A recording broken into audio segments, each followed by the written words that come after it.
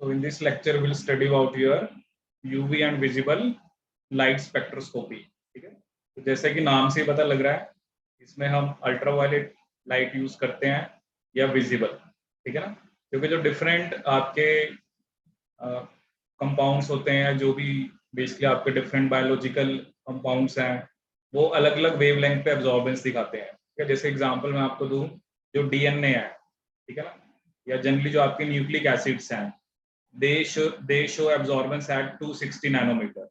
ठीक है, डीएनए कौन सी वेवलेंथ पे एब्जॉर्बेंस दिखाता है? 260।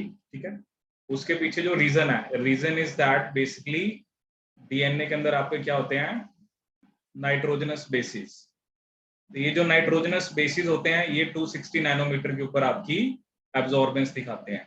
ठीक है, तो इसलिए हम जो डीएनए की एब्जॉर्बेंस है वो हम कौन सी वेवलेंथ पे लेते हैं? आपकी 260 पे। ठीक है, ऑन द अदर हैंड जो आपके प्रोटीन्स हैं, ठीक है, proteins they show absorbance at 280 nanometer. ठीक है, प्रोटीन्स जो होते हैं वो एब्जॉर्बेंस कौन सी वेवलेंथ पे दिखाते हैं? आपकी 280 पे। ठीक है, तो उसके पीछे जो रीजन होता है that is aromatic amino acids. उसके पीछे क्या रीजन होता है आपका? Aromatic amino acids.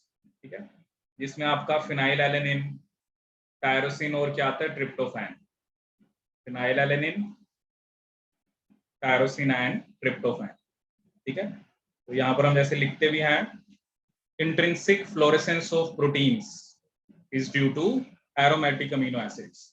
ठीक है, intrinsic fluorescence of proteins is due to aromatic amino acids. Is due to aromatic amino acids. Intrinsic fluorescence of proteins is due to aromatic amino acids. ठीक है, तो बेसिकली मतलब ये मैं आपको जस्ट एक एग्जांपल दे रहा हूँ कि हम वो डिपेंड करता है आपका जो सोल्यूशन है। जैसे इसमें तो हम ये कोई आपको लेबलिंग नहीं करनी, डायरेक्टली जो डीएनए होता है वो 260 पे दिखाता है, प्रोटीन्स 280 नैनोमीटर। बाकी जब हम प्रोटीन्स को डिटरमाइन करते हैं तो उसके अलग अलग ना मेथड्स होते हैं, तो उसमें जैसा भी कलर आएगा जो भी आपका सोल्यूशन है, फिर उस वेवलेंथ पे हम एब्जॉर्बेंस आपकी लेते हैं। ठीक है, अब इसमें जो सबसे मेन हमने पढ़ना है that is Beer Lambert law. ठीक है, बियर लैम्बर्ट लॉ क्या होता है, और जो इंस्ट्रूमेंट हम यूज करते हैं उसका नेम होता है आपका स्पेक्ट्रोफोटोमीटर। ठीक है, the name of the instrument that we use for this spectroscopy, its name is spectrophotometer. Spectrophotometer तो इंस्ट्रूमेंट होता है, इसमें आप जो भी आपको वेवलेंथ चाहिए लाइट की वो आप वहां पर सेट कर सकते हो। ठीक है, जैसे मुझे 260 चाहिए, 280 चाहिए या विजिबल रेंज में चाहिए, वो एक तरह से आप जो भी वेवलेंथ सेलेक्ट करना चाहते हो आप वो सेलेक्ट कर सकते हो। ठीक है, इसमें होता है क्या है, जनरली हमारे पास एक क्यूबिट होती है। ठीक है, cuvette is just a small tube. ठीक है, या स्मॉल आप ऐसे वायल सी होती है, दैट इज ए क्यूबिट। ठीक है, ये भी अलग अलग टाइप की होती हैं, जैसे ये प्लास्टिक की हो सकती है आपकी, it can be of glass also. ठीक है ना, अगर तो आप विजिबल रेंज में आपने देखना है, अगर आप जो स्टडी कर रहे हो अगर आप विजिबल रेंज में कर रहे हो तो you can go for plastic और ग्लास क्यूबिट। ठीक है, इसको हम क्या बोलते हैं? क्यूबिट। अगर आप जो एक्सपेरिमेंट जो आप करना चाह रहे हो उसमें आप विजिबल रेंज वाली वेवलेंथ यूज कर रहे हो। ठीक है, लेकिन अगर आप अल्ट्रावायलेट यूज कर रहे हो तो we have to go for quartz. हम कौन से क्यूबिट यूज करते हैं? क्वार्ट्स की, अगर आप अल्ट्रावायलेट रेज यूज कर रहे हो। ठीक है, तो इसमें क्या होता है, हम लाइट पास कराते हैं। ठीक है, तो ये जैसे क्यूबिट की पाथ लेंथ है। ठीक है, और इसमें जो भी आपका सोल्यूशन है, ठीक है, वो चाहे प्रोटीन्स हैं चाहे न्यूक्लिक एसिड्स हैं। ठीक है, और इसमें से आपने लाइट पास करानी है। ठीक है, उसकी इंटेंसिटी है आई नॉट। ठीक है, और जो लाइट बाहर आ रही है उसकी इंटेंसिटी है आई। ठीक है, C is the concentration of solution. ठीक है, C is the concentration of a solution. तो absorbance is directly proportional to concentration इसे हम बोलते हैं बियर लॉ।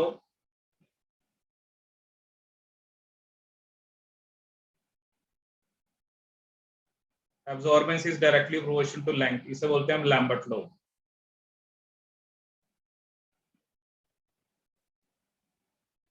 ठीक है, so absorbance is equal to E lambda dot C dot L. ठीक है, ये हम एक प्रोपोर्शनैलिटी का साइन हटा के ये हमारे पास आता है, जिसे हम क्या बोलते हैं, मोलर एब्जॉर्प्शन कोफिशिएंट और molar extinction coefficient. Molar absorption coefficient और molar extinction coefficient. Molar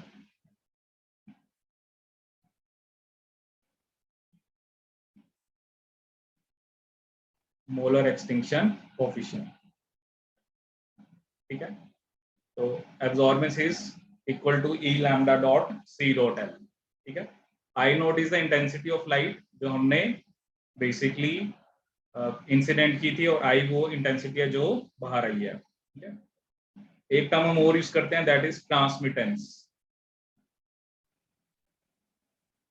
transmittance is basically equal to I by I naught, I by I naught. ठीक है, और एक टर्म होती है एब्जॉर्प्शन। जैसे एक तो ये फॉर्मूला है, दूसरा फॉर्मूला क्या होता है एब्जॉर्प्शन का, that is equal to log of 1 by t, log of 1 by t, which is basically your, it can be written as log of I naught by I, I naught by I। ठीक है, so basically अगर तो absorbance 0 है, इसका मतलब 100% transmittance हो रही है, 100% ट्रांसमिटेंस। और अगर आपकी एब्जॉर्प्शन इन्फिनिटी आ रही है, ठीक है, तो इसका मतलब है 0% आपकी क्या हो रही है, ट्रांसमिटेंस। ठीक है, मतलब कि मतलब आपकी जो सोल्यूशन है उसने बेसिकली कितनी लाइट को एब्जॉर्ब किया है। ठीक है ना, अगर तो बिल्कुल नहीं एब्जॉर्ब किया तो सारी की सारी लाइट जो है वो ट्रांसमिट होगी। ठीक है, और अगर 0% ट्रांसमिटेंस है तब एब्जॉर्बेंस आपकी क्या आती है, इन्फिनिटी। ठीक है, तो ये सिंपल एक हमारे पास इंस्ट्रूमेंट होता है जो वेवलेंथ, जैसे मैंने कि आपको बताया, यू कैन सेलेक्ट, अगर आपको 260 यूज करना है, 280 यूज करना है, या विजिबल रेंज में करना है, you have to pass it through a solution. ठीक है ना, वो डिपेंड करेगा क्या कलर है या जो भी उसमें मैंने आपको बताया, क्योंकि ये जो हम 260 280 पे ले रहे हैं, इसमें हम कोई बाहर से रिएक्शन नहीं करा रहे, this is something intrinsic. DNA जो होता है वो 260 पे एब्जॉर्ब करता है, और जो प्रोटीन्स हैं वो आपके 280 पे एब्जॉर्ब करते हैं। ठीक है, सो इसमें मतलब ऐसा नहीं है कि आप ट्रीटमेंट करा रहे हो।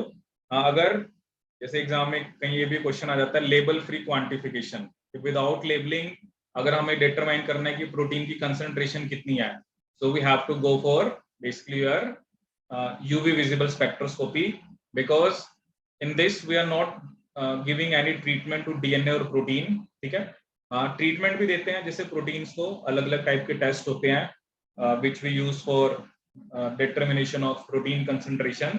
तो उसमें जैसा कलर आता है उस हिसाब से फिर हम वेवलेंथ को क्या करते हैं, आपका बेसिकली जो भी वेवलेंथ होती है उस हिसाब से हम उसे सेट करते हैं।